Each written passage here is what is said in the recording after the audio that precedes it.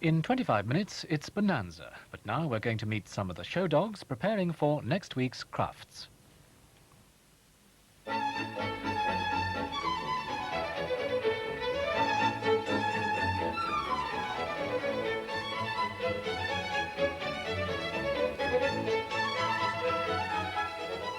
Historic Belvoir Castle in Leicestershire goes back to Norman times because William the Conqueror's standard-bearer first built a castle here, and we know that the Normans brought their dogs with them, so it's safe to say there have been dogs at Belvoir for 900 years.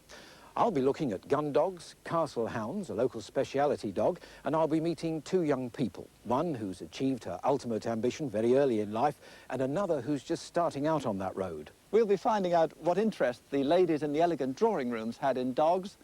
We'll be seeing a carriage dog at work. I'll be looking at a family of dogs spread over 4 of the Kennel Club groups, and a look at a really up-and-coming event, agility. This is the guard room at Belvoir Castle, with one of the largest collections of guns in the country. Now, it's very appropriate that in the gun room we should have gun dogs, dogs that work with the gun. I'm going to give this champion Labrador back to its owner, Mrs. Satterthwaite. We've got 4 breeds of gun dogs to show you, with some puppies. First of all, the Labrador, brought over to this country by fishermen from Newfoundland 150 years ago. And the important thing is its temperament, isn't it?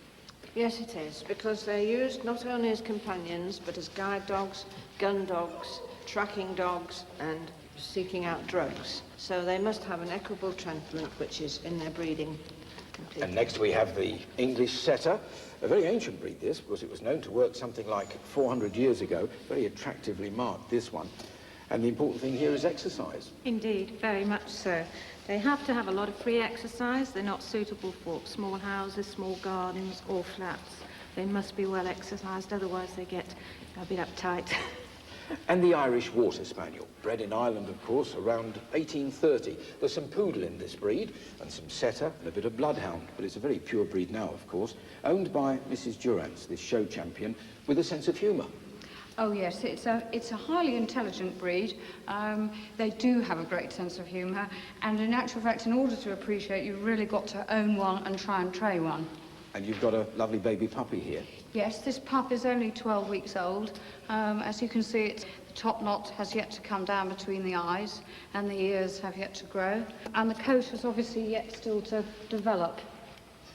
Here's a very famous dog, Pat Chapman's flat-coated retriever, best in show at Crufts 4 years ago, a breed that was said to be the most popular gun dog before the First World War. Yes, it was a very popular dog, particularly with the gamekeepers. Yes, they bred them, didn't they, mainly? Yes, they originally come from them for work. Easy to train? Very easy to train. You need a lot of patience. They are a dog that takes a little while to grow up. And your famous champion is a working dog as well as a show dog? Yes, he has worked as well as the show ring. Now, what about the puppy? Is it related to him? Yes, it is one of his daughters. Can I take it back home? No. Well, here you have 4 breeds of gun dog with puppies. Why so many different breeds in the gun dog group? Well, they all have different jobs to do. But these are the sort of dogs that would have been bred to live in and around a castle like this. Beautiful specimens, and I think dogs with a lot of glamour. The ladies in these very elegant drawing rooms were rarely without their dogs. And here with me is Dorothy Dern in period costume with a lapdog, Dorothy. Well, not a lapdog, really. Pekingese are very active little dogs. And although this is the size that we like to breed today, at the turn of the century, they did very much go for the very tiny peak. In fact, they sold for as much as £1 an ounce. These were called sleeve dogs. They were carried in the lady's sleeve. And if there was an attack, if the lady was attacked, the little dog would come out very smartly and bite the attacker.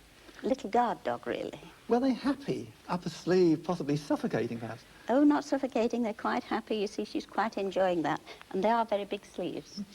What sort of numbers of these little dogs have you got now? I would think we do have a sleeve dog club, and I would think 40 is the most we could ever get at one of the shows. Most kennels do like to have a little sleeve. Well, Dorothy, you've made this a very, very colourful piece indeed. Thank you very much for the dress and for bringing the dogs. Thank you. The ambition of every one of the 8,000 exhibitors at Crufts is to stand in the spotlight next Sunday evening, clutching the Best in Show trophy. Last year it was the turn of the Afghan hound Alfie, whose proper name is Champion Montravia Kaskalak Hitali. Afghans have had championship status in this country since 1926, but Alfie is the first one to win Best in Show at Crufts. Well, here's the cup, shining beautifully. Here you are, Marita. And Alfie, groomed beautifully. And the inevitable first question, what did that quite amazing win last year mean to Alfie? Well, I think a lot of people thought it would make the breed very popular. It was very popular about 5, 6 years ago, but it certainly hasn't. And you've shown him fearlessly throughout 1983 all over the place. Yes, yes, he's been virtually everywhere. But up and down with his wins. Yes, yeah. He's been up one week, down the next. Now, how can that happen? Because, you know, the supreme champion of Crufts, how can he be beaten? Well, we've always looked upon it, sort of Crufts is just one show. You've got about 40 general championship shows, all breeds, and it's one judge. It's one judge's opinion. How do you feel when he is beaten? Well, it's things, yeah, one's got to accept. Never, you know, there's no point in worrying. You achieved the ultimate in dogs with that amazing win last year. What's your ambition now? Obviously, it'd be lovely to do it with Alfie again, but my ambition is to do it with the standard poodle. But Alfie's got to stand a chance, surely, because he beat everybody last time. Well, it's a different judge, a different day, so, but we'll go and we'll take our chance. You're taking 6 dogs altogether? Yes, we are. Can we see them together? Yes, yes, certainly. How on earth are you going to manage 6 like this? With a bit of difficulty. But of course they're on different days, aren't they? Yes, we've got 4 on the Friday and 3 on the Saturday. But they're all dogs that want grooming. Yes, that is one problem. Tell me about this big black fella at the end there. This is Tommy. He's been to Crufts before. He ran up in the Puppy Year last year. Is he a champion? Yes, he is a champion. He's top winning standard poodle this year.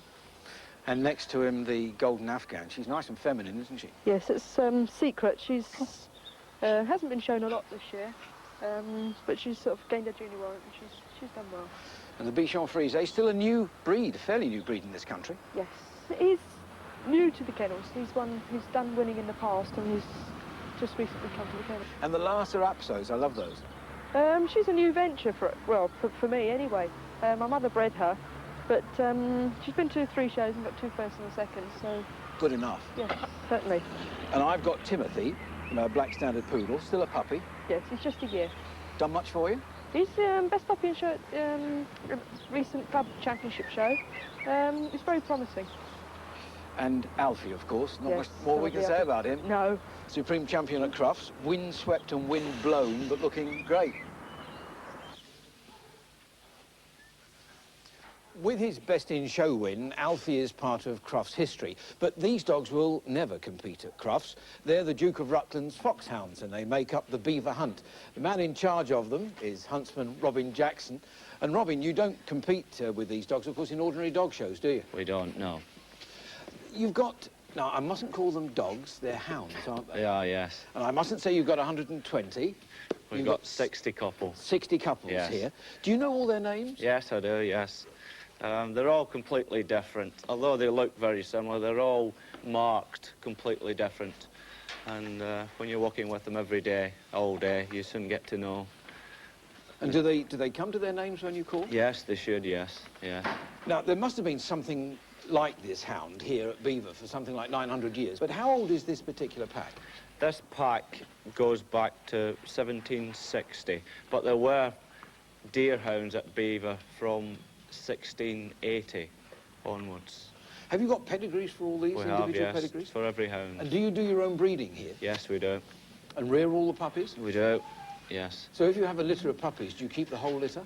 No, we normally keep probably between 7 and 9 puppies on a bitch, depending on how good the puppies are. I'm amazed about the discipline, because hounds are hunters, and I'd expect them to go off and not be quiet and disciplined as these are. They're very easy to train, mainly because of their breeding. They're bred as pack animals, so they tend to stay together. If one hound gets on its own, it soon starts to panic. They like to be together and stay together. We send puppies out to walk to different farms and various people when they're 8 weeks old, and they come back in when they're probably 6 or 7 months old.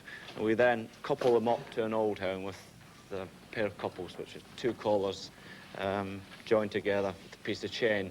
And for about 3 weeks, the young hound is coupled to an old hound, and the old hound hopefully teaches it what to do and what not to do.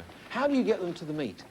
We take them in a horse box with the horses in a separate compartment. That must be quite a sight. Shall we see them off? Right. All right. Come on, fellas. Oh. Do you ever lose any hounds? We occasionally lose one on a windy day. Do you? Come on then, boys. Come on. Come on. Come on. Do they travel well with the horses? Very well. No problems at all. Hold up. Hold up. Well, Robin, thanks very much indeed for showing us the beaver hunt hounds. You're very welcome. Walk on nicely. Walk on nicely. Nice and steady. There's always been a great affinity between the Dalmatian dog and the horse. And indeed, some years back, every fashionable carriage would have a Dalmatian running under the wheels as prettily as this one. With me is Keith Sanders. Keith, how long did it take you to train Dino? Dion, about 1 year, Les. Mainly through the winter, we trained him indoors. And then the first season, after his first birthday, we took him out under the carriage. Is this fairly easy to do? It appeared to be. It's the first time we tried it. My wife has taken responsibility for training him, basically. We had him feeding under the wheels of the carriage and then trotted him up and down indoors with a lead just resting under the axle, so to make sure he stayed where he's supposed to be. Dion, come on, under. Is this an instinctive thing, do you think? It would appear to be, yes. It was basically quite easy. Are there many Dalmatians under carriages in this country now? I don't believe there are very many. I know of about 3. But apart from that, there aren't any others, I don't think so. An important question, Keith. Does the dog enjoy it, do you think? Immensely. Oh, yes, he does. No doubt about that. He'll go as far as the horse. I'm eager to have a spin. Can we go, do you think? Let's go, yes. Lovely. Gino, are you ready, girl? Walk on nicely. Dinon, under. Walk on nicely. Good girl. Take it steady. There's a good girl. Take it steady. A bit slow going down the slope here because the horse is providing us with all the braking power. Good girl. One of the features of Crufts is the number of young people handling some of the top-winning dogs. We've come to the National Exhibition Centre near Birmingham to see the Junior Handler of the Year competition. There are 12 finalists and they've all won qualifying classes to be here. To win at a dog show, you need a good dog and you need to show off your dog to its best advantage. That's what these youngsters intend to do. But what's the judge looking for with these young handlers? Well, what I'm really looking for is not the best specimen of dog. It doesn't matter whether it's a good dog or a bad dog.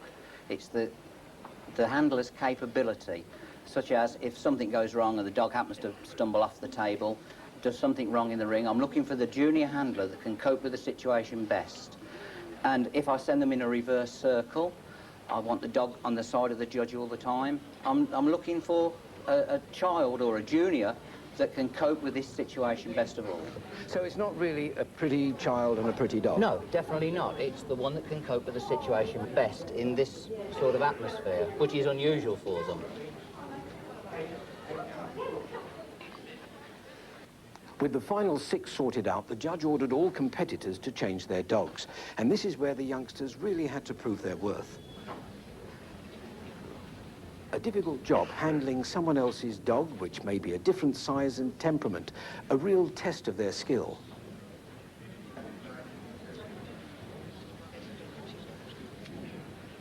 And the 3 finalists bring back their own dogs for the final battle.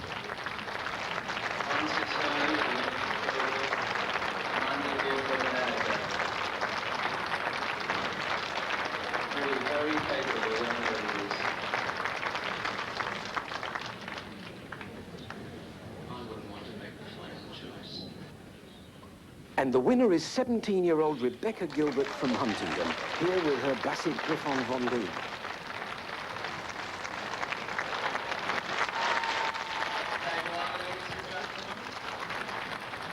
Rebecca, many congratulations. Thank you so very much. Did you think you'd do it?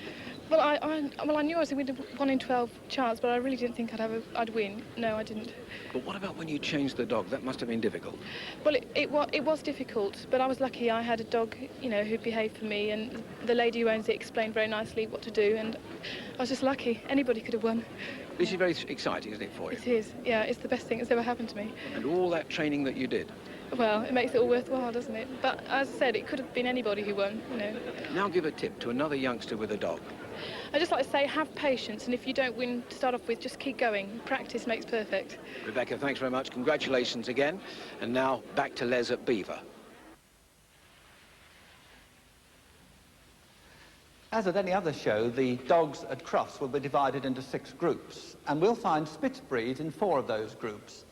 Now, generally, the Spitz breed is well-furred, has erect ears, and a curly tail.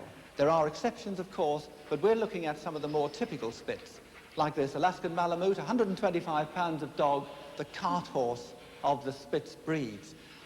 And at the other end of the scale, the Pomeranian, 4.5 to 5 pounds in weight, but still very much a Spitz breed. Geographically, they come from everywhere. Japan, for instance, where this Japanese Akita originates. An interesting dog with a typical ear carriage for the Akita, erect ears 45 degrees forward. Unusual, but typical of the Akita. From the polar regions, the Eskimo dog, the traditional husky that we've seen in books and in films, a breed, I fear, in danger of extinction. And across to Holland, where we find the Dutch barge dog, the caisson, well-furred, not a hunter, not a draft dog, very much a companion dog. And to Siberia, where we have friendly neighbours in the shape of the Siberian husky, the dog with the unusual eye colouring, and just down the road, a few hundred miles, the Samoyed, bred by the Samoyed tribe, with the lovely Sami grin, a dog usually thought of as being white, but can be cream and a lovely biscuit colour. And to Scandinavia, where we find the Finnish Spitz, the national dog of Finland. Although a hound in this country, it is in fact a gun dog, used as an endurance dog on difficult forest terrain, covering miles with the hunters. And from Norway, the elk hound, a sturdy dog capable of holding an elk at bay. An elk, an animal as big as a horse, even bigger, with terrifying antlers. Takes a tough dog to do that. And finally, probably the best known of all the Spitz breeds, the Chow Chow, a dog leonine in appearance, and indeed lion-like with its great mane and muzzle. One of only 2 mammals with a blue tongue. Well, there you are, some typical Spitz, and you'll see them at Crufts. And as I said at the beginning, they are to be found in 4 of the Kennel Club groups. Is it time, I wonder, for them to have a group of their very own? Just a few miles from Beaver Castle, there are the Clumber Estates, and the Duke of Newcastle there once developed a breed of dog, the Clumber Spaniel. A very heavy spaniel, weighs about 70 pounds. We've got a very famous show champion here, owned by Mrs. Furness of Chesterfield, and with me is Mrs. Frances Stanley, the judge of Clumber Spaniels at Crufts this year. Tell me about the breed points you're looking for. Well, we're looking for a very heavy dog with good bone, a good deep stop with plenty of foreskin coming over which protects the eyes when they're working through the cover, a good round rib cage with plenty of heart room, and good strong quarters so that they can push on for a day's hard work in the field. And they really can go through the thickest of hedges, can't they? They can, absolutely, yes. This comes down over the eyes and they go straight through using the nose the whole time, through any sort of cover that one wants, and they're excellent for a rough shooting dog. They were actually bred to just as beaters. They used to work in packs of 6. But they're very slow. Well, they're not that slow. They seem to be slow because they're heavy, but they're not as fast as a Springer, but they're very thorough. They don't miss anything. If they go over the ground, you can be pretty sure there's nothing left when they're finished. And you've got, what, 50 dogs at Crufts this year? That's right, yes. That's a marvellous entry. One of the record entries, I believe, yes. We're very pleased. Well, thank you for talking to us about the Clumber. Thank you very much indeed. Right. A Border Collie working sheep. A sight very familiar to those of us who watch One Man and His Dog and indeed go to our own local sheepdog trials. Now, this bitch working is called Winnie. She's nearly 9 years old. She's a pretty black and white bitch. Normally works about 200 sheep and belongs to Derek and Jeanette Day. But she's not just a working dog, because she's been seen as a very successful show dog. Jeanette, how well has she done? She's done very well this year at opening championship shows and qualified for Crufts twice. So I will be there next week with her. Splendid. But you'll have to tidy her up a bit, because look at her, she's looking very grubby after working these sheep here. Yes, she is. Good to give her a good wash and brush, and she'll be all right. Even on such a windy day, because we're being troubled by the wind here, she's still happy working. Yes, she is. She works in all weathers and doesn't seem to mind at all. Well, we wish her the best of luck. Thank you very much. So there you are, a popular and versatile breed, the Border Collie. A working dog, a show dog, but the Border Collie story doesn't end there. The Border Collie is a great dog to have fun with, and if you like competition, well, you can go into beauty shows, as Winnie does very successfully, or you can go into working trials, obedience tests, or the latest crazing dogs, agility tests. Now, with me is Norman Hills, who organises the agility tests at Crufts. And Norman, I know there's a point system. Can you simply explain it? Yes, well, it's quite simple. There's a time set for the course, and then every mistake thereafter the dog makes has 5 marks added to the time. Rather like a horse show? Very much so. Simply, if an obstacle is knocked down or a dog fails to take an obstacle, then, of course, 5 marks go onto the score. Now, you've got markings, haven't you, on some of the jumps, and it's important that the dog touches them. Yes, that's the control side of the sport. And a failure to do this, of course, means another 5 marks added to the score. Obviously very competitive, but what about the fun element? Oh, there's more fun in this than any other dog game I know. We often say that the dogs enjoy it much more than some of the competitors by the time they finished. Now, the competitors have got to be pretty fit because they have to keep up with the dog, don't they? In most cases, of course, they do. But there is known that some people can control a dog from certain positions within the ring without running it down, but they're few and far between. And the age range of the competitor varies? I know of people of a very early age of 10 years up to 76, 2 or 3 in their 70s. Well, let's see the Spalding Dog Club in action. Off we go into the first obstacle. That's the weaving balls. You mustn't assist the dog by touching it through those, and it's over the hurdle onto the table. There it'll have to be under control for 5 seconds by lying down. And over the seesaw, it must enter these on the contact points, which are the yellow points on the end of the table. Again over the dog walks, off on the contact point, through the tyre, now through the tunnel, back onto the table for a further 5 seconds control. Must be down.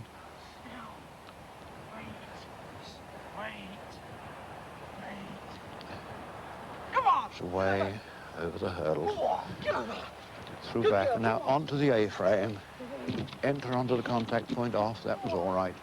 Again over the jump, through the tunnel, back over the hurdle. Now he loses 5 points there, back down onto the table. And apart from those 5 points, full points? Full points apart from that, he would have got. Norman, thank you very much for talking to us. But the dogs competing at Crufts, well, they won't have to be as agile as that one. And with 10,272 dogs being exhibited at Crufts later this week, trying to find the best in show is rather like looking for a needle in a haystack. But Dog World magazine have got a point system looking at the dogs that have consistently won during 1983. That might be a guide as to the dogs appearing in the final. Except, Les, we've never been right with the forecast yet, have we? Not in something like 25 years, I should think, Dennis, but it's interesting that Alfie, last year's winner, is lying number 6 in this league table. Can he do it again? Top of the shop is a champion Airedale, 7 best in shows to his credit. Going to be very difficult to beat indeed. The second, another champion, as indeed are all the top 5, a Beagle, with a good day, might well do it.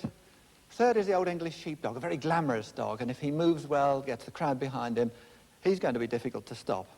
Then there's the Lhasa Apso, another glamorous dog, smaller, but very, very glamorous. Finally, the Pembroke Corgi, so really it's anybody's guess.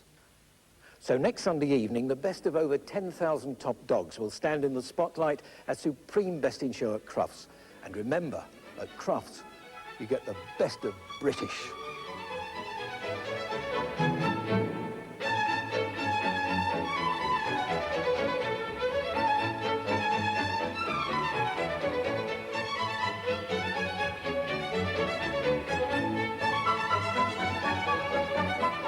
And we'll be visiting Crufts Dog Show next Sunday evening at 9:20.